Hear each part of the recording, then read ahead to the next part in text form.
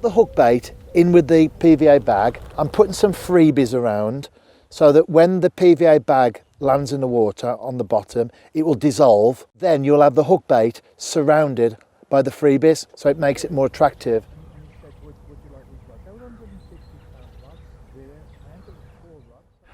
I'm fishing for carp today, and as you can see, it's quite a modern setup, and these are called bite alarms.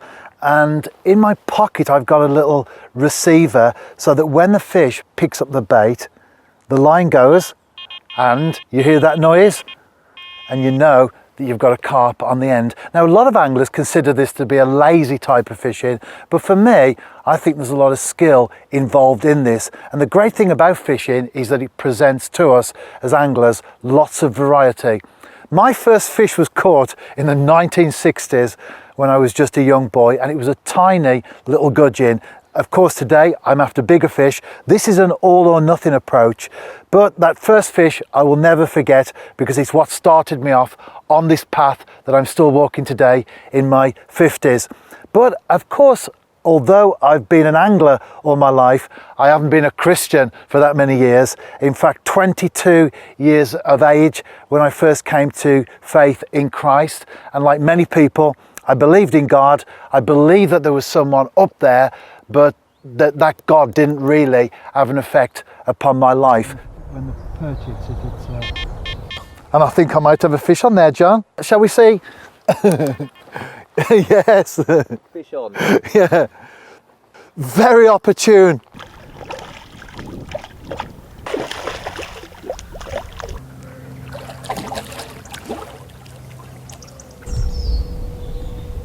Yeah, it's great. I'm a happy camper. I wasn't actually looking for faith, but I think, as we often say, Jesus found me. And I was in a typical situation, many young lads. I used to enjoy going out for a drink on a Friday and Saturday, getting involved in a little bit of a punch-up sometimes, certainly at the football grounds and all that sort of thing.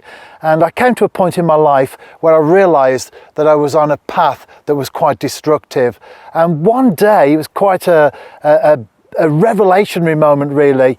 The penny dropped. I'd always believed in God, and I always believed that there was a Christ who died on the cross, but it was never personal for me. And what happened in that moment is that Jesus became very personal, and I knew that when he died on that cross 2,000 years ago, that he died for me. And the only way I can describe it is that the gloom lifted, the darkness lifted, and I had this insight into what the Christian faith is all about.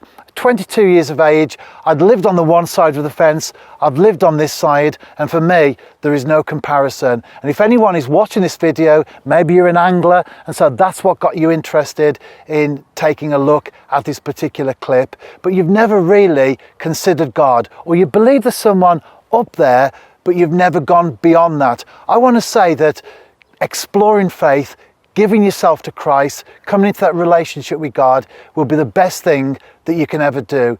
For me, I've got lots of stuff in my life that I enjoy. My fishing, certainly.